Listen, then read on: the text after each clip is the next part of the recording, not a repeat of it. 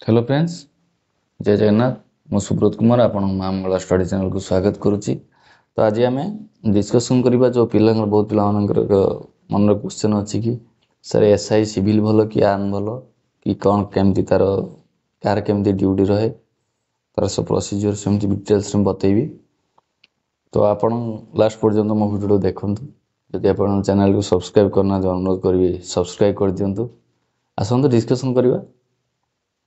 जदि आम देखा दुईटी पोस्ट आपणकर सिविल और आर्म भितर जदि आपणकर मन द्वंद्व आसूसी तो दुईटा मत पोस्ट मुझे कहबी ग्रुप बी रे non graduated group B rank आप तो सिविल हूँ केवल सिविल जो मैंने अप्लाई करने चेष्टा कर माइंड मेकअप करेंगे कि कौ दिगरे कम करने इच्छुक अच्छा कहि डिपेंड अपन पर्सन टू पर्सन भेरी करे।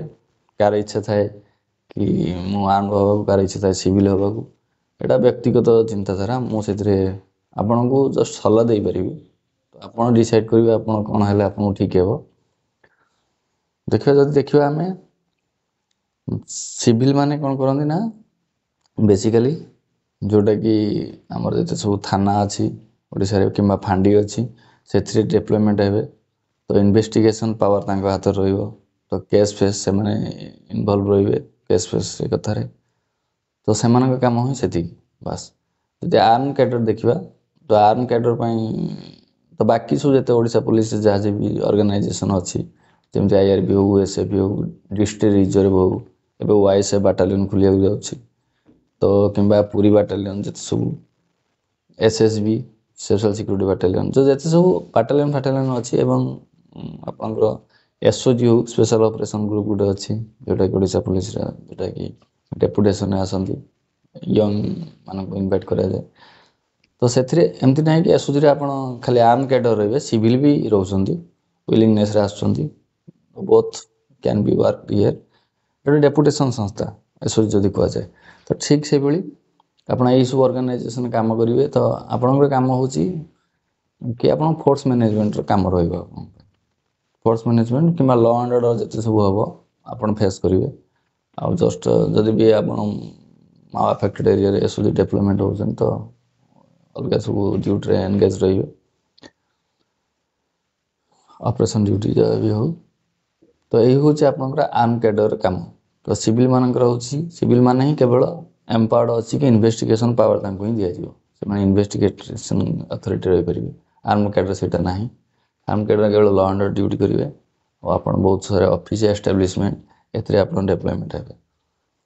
तो आउ बस जो देखा तो दरमा रैंक कहली आउ थे सामान प्रमोशन जो देखा तो एसआई आर्म इन्स्पेक्टर आर्म होती। तो एवं जनरली 8-9 वर्ष लग जाऊँगी आपको प्रमोशन सब रैंक भी सिविल हो आर्म हो सिविल 10-11 वर्ष लग आर्म भी 8-9 वर्ष मिनिमम लगुच प्रमोशन डिपेंड अपन वैकेंसी बोर्ड उपर कही हेनी। तो आप भी इन्स्पेक्टर हे असिस्टेंट कमांडेंट हे जो आर्म कैडर। तो सेमती सिविल वाला इन्स्पेक्टर हे डीएसपी रैंक जी। तो डीएसपी रैंक डायरेक्ट रिक्रुटमेंट आसला। तो प्रमोशन टी स्क्वीज हम आर्म कैडर ये तथा आर्म कैडर भी प्रोब्लेम सिविल भी प्रमोशन भी ठीक ठाक अच्छी दुटा चलो किसी असुविधा नहीं। प्रमोशन का टेंशन ना प्रमोशन का देखा गले दुईटा ये ठीक अच्छे आप आर्म रे इन्स्पेक्टर आर्म हे assistant commandant deputy commandant commandant ये रैंक जाए। तो सेमती जो सिविल देखा सिविल ह्यूज वैकेंसी था टी प्रमोशन टी डिले हुए। तो ये टी प्रमोशन टी अच्छी आर्ली स्टेज भी आप पारे शीघ्र शीघ्र हो जाए। तो यहाँ हूँ आदि टेंशन सब चाकरी अच्छी आर्म रे भी अच्छी सिविल भी अच्छी कारण आप जो फोर्थ सेक्शन लाइन आसवे ड्यूटी केते समय कौन किसी तार ये ना के बहुत समय पड़ो के भी नथिबो आपटा कही हेनी। काम दीटा नेचर ऑफ जॉब एमती आप नेचर ऑफ जॉब से डिसाइड करेंगे आपको कौ लाइन में इंटरेस्ट अच्छा जदि आप इन्वेस्टिगेशन करेंगे लोक मान जो आम एफआईआर फेफआर कथा करेंगे थाना आपको से संभव। आर्म कैडर है आप लॉ एंड ऑर्डर फेस करा पड़ो विभिन्न जो ये ड्यूटी टॉप ड्यूटी जो सब मेला फेला कि जो सब ड्यूटी अच्छी बाकी थाना ये को छाड़दे इन्वेस्टिगेशन छाड़ जिते सब ड्यूटी आर्म कैडर ही हैंडल करते तो बहुत चाकरी एमती आपको डिसाइड करिया पड़ो कौटा ये प्रमोशन कथा जब मुझे कहि प्रमोशन आर्म कैडर जो मैंने आसुँच से भी 8-9 वर्ष लगुच प्रमोशन हाँपाई इन्स्पेक्टर रैंक को आ सिविल भी सेमती 10-11 वर्ष कही हेनी एटा डिपेंड अपन बोर्ड आपण बोर्ड डिसाइड कर केत कौन प्रमोशन हम से प्रमोशन कथा किसी कही हुए कि जना पड़े कि आर्म कैडर टी प्रमोशन जल्दी होता है कंपेयर टू सिविल किंतु एबे सेम होती चेंजेस हो गला सब ब्रांच बहुत भी सिविल बहुत मान ब्रांच खुला आर्म भी ओएसएफ बहुत वैकेंसी एवं आसूँ इंडस्ट्रियल सिक्योरिटी फोर्स भी आपण डेवलपमेंट हे ये सब ऑर्गेनाइजेशन आपण मैंने रे तो जदि आम